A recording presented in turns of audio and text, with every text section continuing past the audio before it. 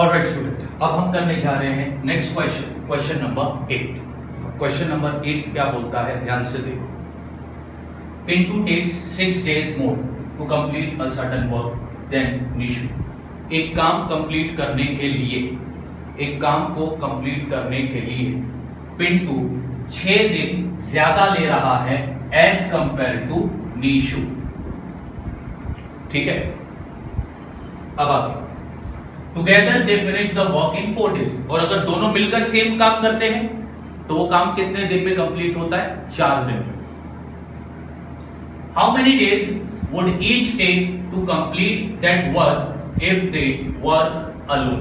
अगर वो लोग अलग अलग काम कर रहे हैं तो वो लोग कितने दिन लेंगे उस पर्टिकुलर काम को खत्म करने के लिए, ये अपने को फाइंड करना है। कंडीशन क्या बनेगी, कैसा सम होगा, वो ध्यान से देखो।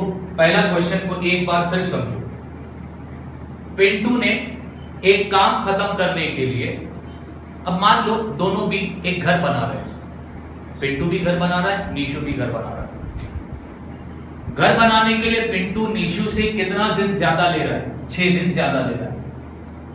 और अगर दोनों मिलकर घर बनाते हैं, साथ में दोनों मिलकर सेम काम करते हैं, तो वो घर कितने दिन में बनकर तैयार हो रहा है? 4 दिन में। अब तुमको फाइंड क्या करना है कि पिंटू ने कितना दिन लिया घर बनाने के लिए और निशु ने कितना दिन लिया घर बनाने के लिए, अगर वो दोनों अलग अलग काम कर रहे हैं। बात समझ में आ गई?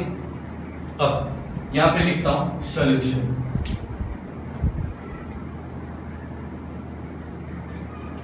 लिखता हूं let the number of days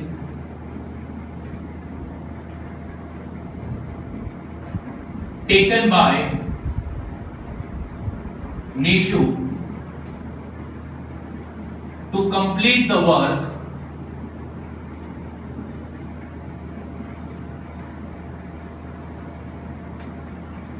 be X days। मान लो निशु ने काम खत्म करने के लिए कितना दिन लिया? X। अब आगे लिखता हूं let the number of days taken by Pintu to complete the same work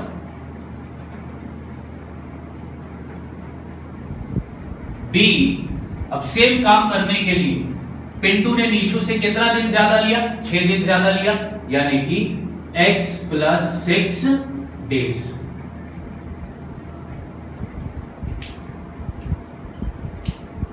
आगे क्वेश्चन में क्या दिया?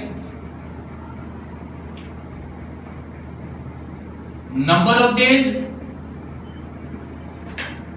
Taken by both of them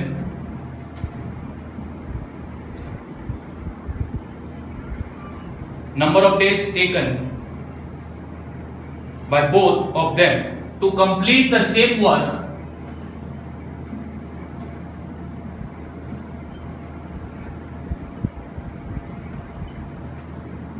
is how many days? 4 days।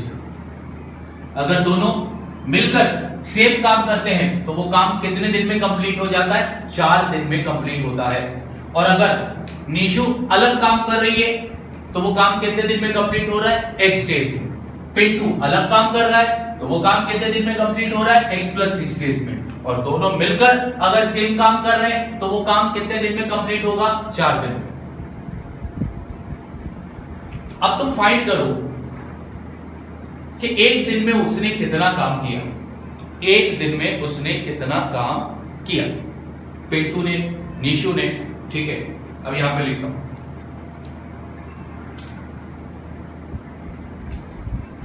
therefore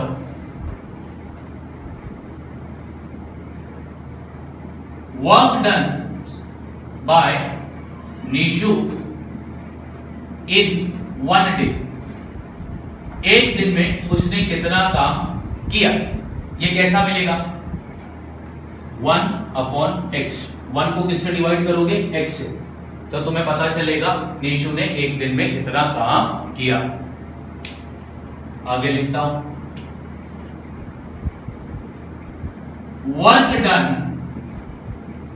bye Pintu in 1 day. तो यहां पर तुम 1 को किससे डिवाइड करोगे? x plus 6।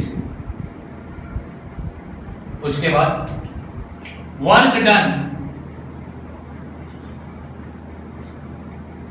By both of them in 1 day. अब दोनों ने मिलकर एक दिन में कितना काम किया? तो तुम 1 को किससे डिवाइड करोगे? 4 से। क्लियर? अब एक दिन में निशु इतना काम कर रहा है, एक दिन में पिंटू इतना काम कर रहा है, दोनों मिलकर एक दिन में कितना काम कर रहे हैं? 1/4। बरोबर? दोनों मिलकर एक दिन में कितना काम कर रहे हैं? 1/4। अब कंडीशन बन गई। अब यहां पे लिखो as per the given condition. As per the given condition. दोनों मिलकर एक दिन में कितना काम कर रहे हैं? दोनों मिलकर यानी प्लस, यानी कि 1/x plus 1/x plus 6 is equal to 1/4। अब इक्वेशन बनाओ। अब पहला रेफरेंस साइड को सॉल्व करो। दो फ्रैक्शन के बीच में प्लस की साइन है, क्रॉस मल्टीप्लाई होगा। x किससे मल्टीप्लाई होगा? x से प्लस x प्लस 6 1 से मल्टीप्लाई होगा तो ये होगा x प्लस 6 अपॉन ये x मल्टीप्लाई होगा x प्लस 6 से इज इक्वल टू 1/4। अब x प्लस 6 कितना हो गया? तो ये हो गया 2x plus 6 upon x bracket x plus 6 is equal to 1/4। बराबर? अब दो फ्रैक्शन के बीच में आ गई, इक्वल की साइन क्या होगा? क्रॉस मल्टीप्लाई, ये 4 मल्टीप्लाई होगा 2x प्लस 6 से इक्वल ये 1 से मल्टीप्लाई होगा तो ये ऐसा ही आएगा x ब्रैकेट x प्लस 6। अब ध्यान दो, 4 2 जा 8x प्लस 6 4 जा 24 equal x into x x square plus 6 into x 6x। अब इक्वेशन की फॉर्मेट में डाल दो इसको, तो ये x स्क्वायर अपनी जगह पर प्लस 6x अपनी जगह पर, ये माइनस में हो जाएगा, ये भी माइनस में चला जाएगा इज इक्वल टू 0। अब ध्यान दे, therefore x square plus minus क्या होता है? माइनस होता है। 8 में से 6 गया तो बचेगा 2x, क्योंकि ये दोनों लाइक टर्म है तो ये माइनस प्लस होगा, साइन आएगी माइनस की, फिर माइनस 24 इज इक्वल टू 0। ये बन गया अपना क्वाड्रेटिक इक्वेशन। अब इस क्वाड्रेटिक इक्वेशन को अपने को क्या करना है? सॉल्व करना है। बात समझ में आ गई? अब इसको कैसे सॉल्व करोगे तो तुम्हें अच्छे से पता है कि फैक्टर निकालोगे। इसका फैक्टर निकलेगा 24 का। 24 कौन से टेबल में आता है? 6 4 जा 24 होता है, और 6 को अगर 4 से मैं माइनस करता हूं तो बीच वाला टर्म भी आ रहा है।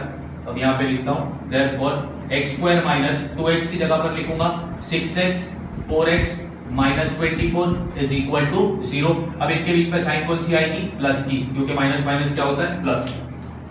उसके बाद अपन क्या बनाएंगे? दो ग्रुप बनाएंगे, बाइनोमियल ग्रुप यानी दो टर्म वाले ग्रुप। पहले ग्रुप में कॉमन टर्म है x, अनकॉमन टर्म है x माइनस 6, तुरंत दूसरे ब्रैकेट में भी लिख दूंगा x minus 6 is equal to 0। अब ये दो ग्रुप के बीच में साइन कौन सी है? प्लस की। अब दूसरे ग्रुप में कॉमन टर्म क्या हो गया? 4। अब x माइनस 6 और x plus 4 is equal to 0।